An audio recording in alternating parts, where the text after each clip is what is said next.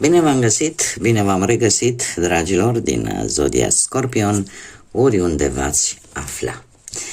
Iată-ne din nou împreună la o nouă lectură pentru următoarea săptămână din luna lui octombrie, mai precis perioada cuprinsă între 6 și 12 octombrie, așa că toți cei care aveți soarele, luna, Venus, ascendentul sau oricare alt aspect astral important pentru voi din harta voastră natală și care are legătură cu Zodia Scorpion, această lectură este de asemenea și pentru voi. Ca de fiecare dată nu uitați, este totuși o lectură generală, vă rog să luați decât acele mesaje care vor rezona cu voi, restul lăsați-le să zboare în univers, pentru că sigur sunt pentru alte energii, care într-o mai mică sau mai mare măsură au legătură cu Zodia Scorpion. Și acum haideți să întrebăm acest oracol minunat de Lenormand, care este cea mai importantă situație pentru dragii mei din Scorpion în această săptămână cuprinsă între 6 și 12 octombrie. Ce trebuie să știe dragii mei din Scorpion pentru această perioadă de timp? Ia să vedem.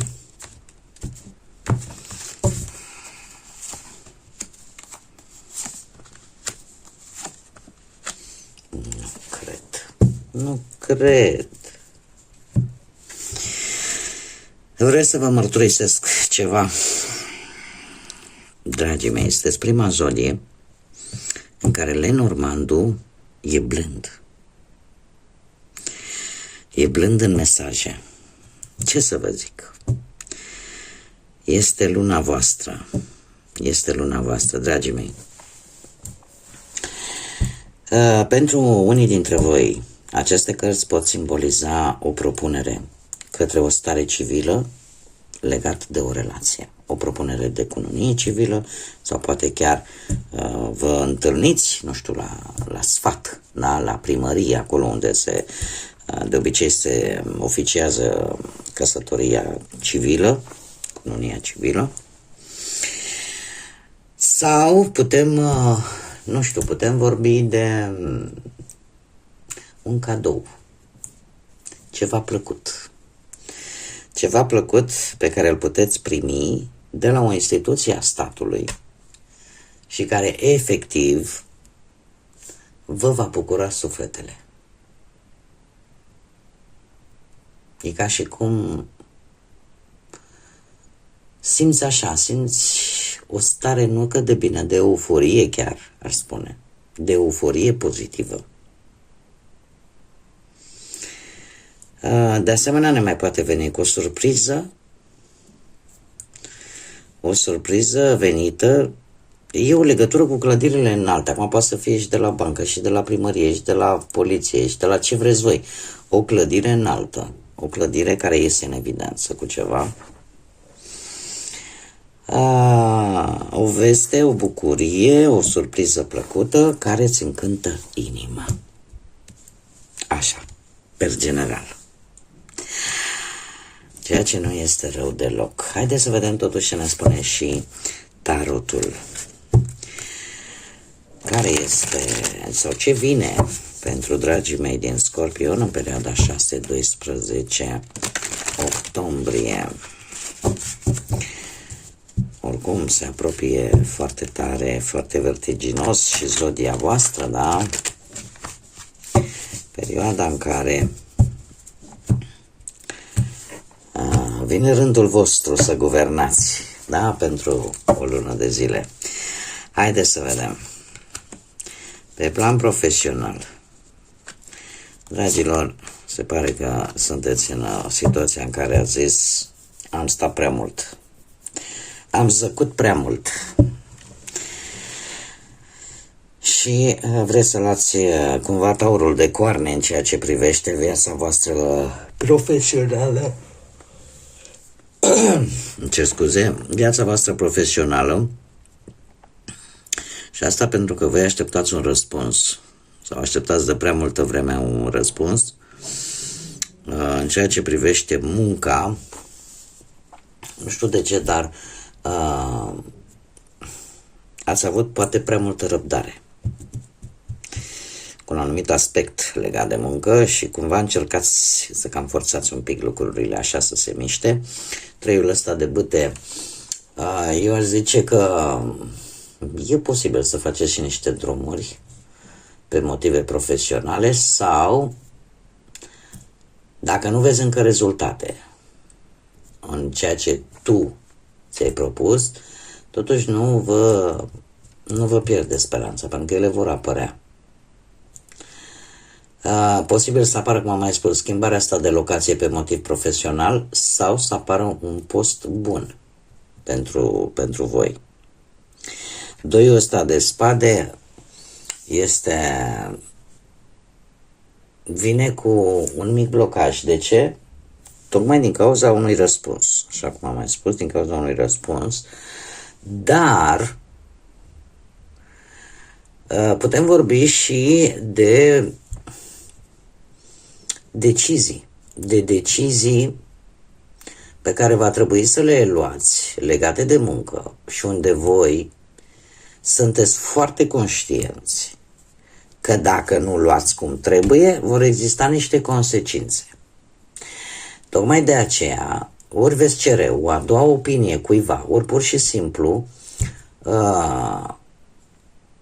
căutați informații. Veți căuta informații, veți fi foarte rațional și foarte logici. Nu veți lăsa ca lucrurile să se întâmple așa în voia sorții. Lucru care vă poate ajuta. Vă poate ajuta și dacă totul este corect, atunci lucrurile vor ieși bine. Așa că plus de asta se repetă cifra 2. Nu, aici avem un 3. Vreau să fac conexiunea cu acest 4, da? Dacă îl împărțim 4 cu 2, ne dă tot un 2. Deci cumva apare această cifră 2 care ne poate vorbi într-adevăr de o ușoară dualitate umană, da? Dar e posibil ca în perioada asta să nu prea puteți să faceți voi toate lucrurile singurei și să mai fie nevoie de anumite persoane pe lângă voi. Haideți să vedem cu banii. Cu banii, deci nu cred așa ceva. Eu, dragii mei dragi, se pare că perioada aia în care v-ați chinuit, în care ați zis până aici mi-a fost și parcă vă întrebați când o trece, când se termină. Perioada aia deja, dacă nu s-a încheiat, e pe punctul de a se încheia. Și mai ales în prisma asta a banilor, cum să spun eu, toate aceste dificultăți par să dispară încet și să vină în sfârșit stabilitatea aia de care avem până la urmă cu toții nevoie. E posibil, dragilor, să aveți parte de un câștig, ori în urma unei vânzări-cumpărări, ori pur și simplu un câștig care ție îți va asigura o stabilitate pe termen lung, care este legată de bani. E ca și cum, parcă în sfârșit, nu că ai văzut luminița de la capătul tunelului. E ca și cum soarele a coborât în curte la tine. Nu e bine nici asta. Nu e bine nici asta, că soarele e prea puternic și arde. Nu, dar ca idee, metaforic vorbind, e ca și cum banii în sfârșit vin repede, vin curând și tot ceea ce părea imposibil, cumva pe tema asta a banilor, parcă acum devine posibil. Acum se poate obține ceva la care poate tu te-ai chinuit, o anumită sumă de bani sau să rezolvi o anumită problemă, te-ai tot chinuit și n-ai reușit. Știți cum e? Când nu aduce ceasul, nu aduce anul, ci aduce ceasul. Ceva aici se rezolvă. Iar asta acum trebuie să vă așteptați și la invidii, nu? Trebuie să vă așteptați că când ne merge bine, toată lumea devine prieten. Sunt anumite, veți fi asaltați, ca să zic așa, pentru că posibilități de creștere materială există din plin. Voi trebuie să gândiți pe termen lung, da? Și sunt adevărat și anumite persoane destul de invidioase. Acum depinde de voi cât de public veți face acest succes al vostru. Dar voi oricum o să fiți pe o poziție dominantă, pe o poziție de putere și le puteți face față acestor energii, dacă ele există, sau puteți să faceți față la orice altă cheltuială care ar putea apărea în această săptămână. Haideți să vedem cu relația cum stați. Cei care sunteți într-o relație, cam același lucru aș spune. Nu știu dacă zodiile alte zodii de apă, rac, pești sau scorpion au vreo legătură cu relația voastră în sine, pentru cei care sunteți deja într-o relație, da? Sau considerați că încă mai aveți o relație. Există și cazuri de genul ăsta. Am ce să vă spun, sunt foarte multe cupe aici. Sunt foarte multe cupe aici, dintre care câteva sunt dărâmate, altele nu prea prezintă încredere. Dragilor, dragi, nu știu dacă unii dintre voi sunteți într-o relație terminală sau un proces de ruptură. Acum, știți cum e?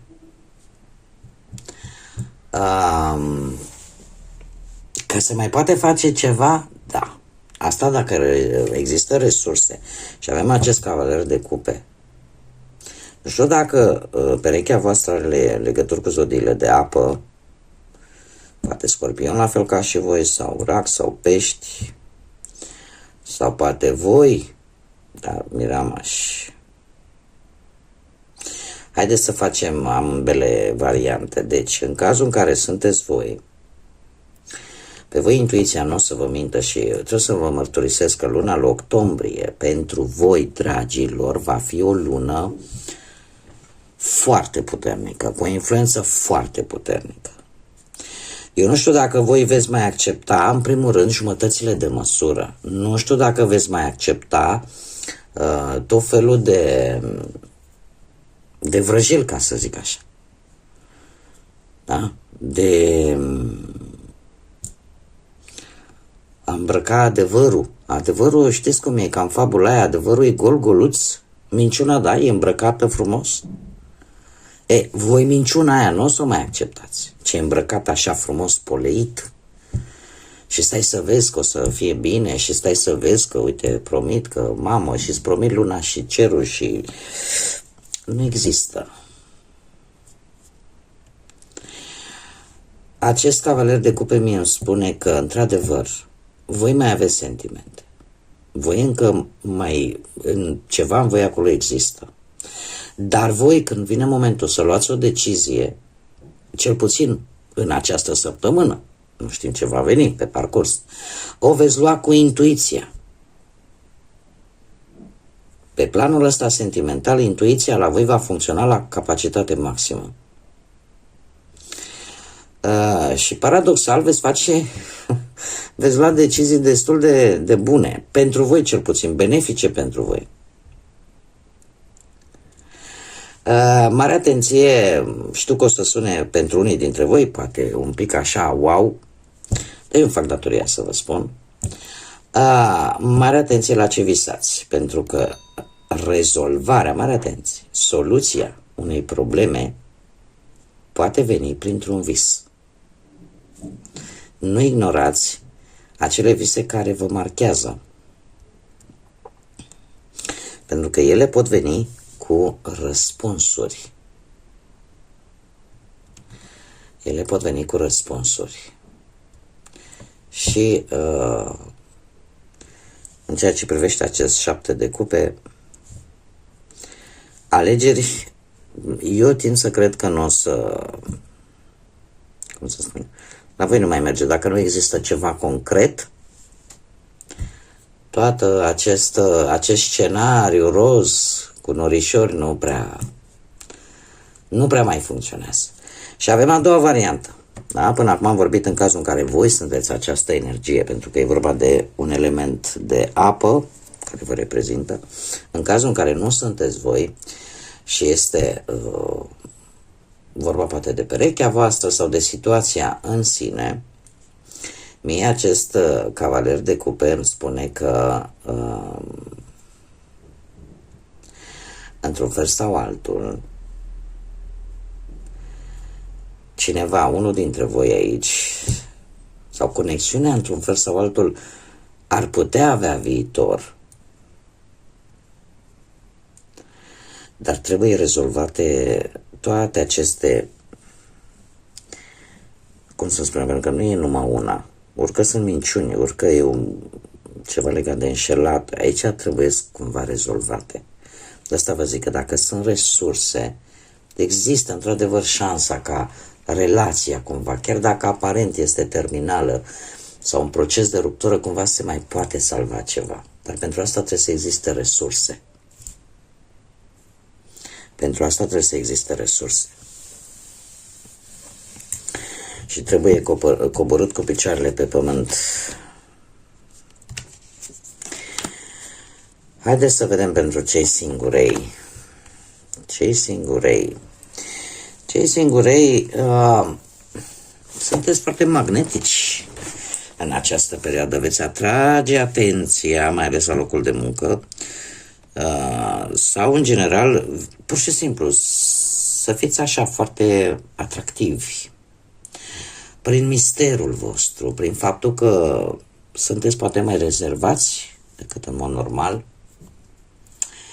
Poate că, nu știu, există ceva magnetic, magic la voi care va atrage privirile. Și am aici un 8 de monede care, nu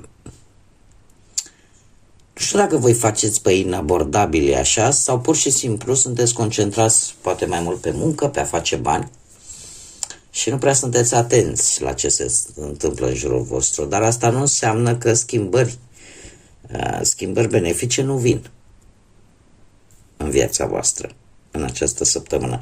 Am un as de spade. Un as de spade care spune, dom'le, ești pregătit? Și că da, auzi, și că sunteți pregătiți pentru o nouă relație. De ce?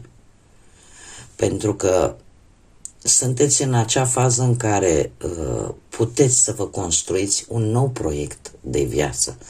Puteți, cum să spun eu, ați aflat tot ceea ce era de aflat, cumva ați reușit să vindecați, cel puțin în mare parte,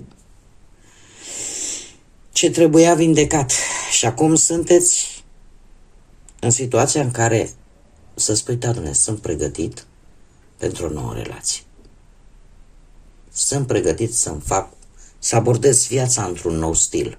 Sunt pregătit că ceea ce eu fac este clar, îmi aduce siguranță, este corect și atunci pot să-mi fac un nou proiect de viață. Dar să știți că așa privirile le atrageți. Depinde de voi. Dacă vreți să vedeți ce privire atrageți și ale cui. Haideți să vedem și ce mesaj important am pentru voi, dragilor.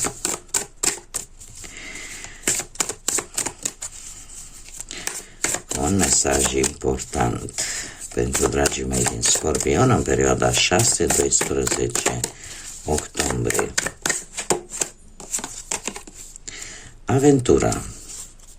Caută aventura și noile experiențe, viața este o călătorie. Și de multe ori nu e vorba aia înțeleaptă, filozofică chiar, care spune în viață nu e importantă destinația cât e de importantă călătoria în sine. Așa că, dragilor,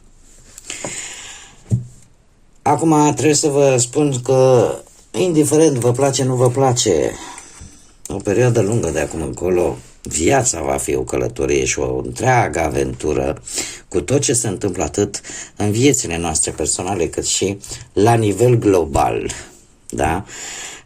În această perioadă, cumva, mesajul pentru voi este unul de a nu fugi de aceste noi experiențe care vin în viața voastră și de a vă bucura de tot ce vine, de călătoria în sine, pe care o facem cu toții în această unică viață pe care o avem, în care trebuie să îmbinăm de toate, atât bune cât și rele. Din alea rele să învățăm, din alea bune să ne bucurăm, dar indiferent cum, așa cum am mai spus, cer scuze pentru cățelul meu, mai se trezește, stătea liniștit așa, mai e cățel și el mai latră, că aia fac căței, mai și latră, îmi cer scuze pentru acest lucru.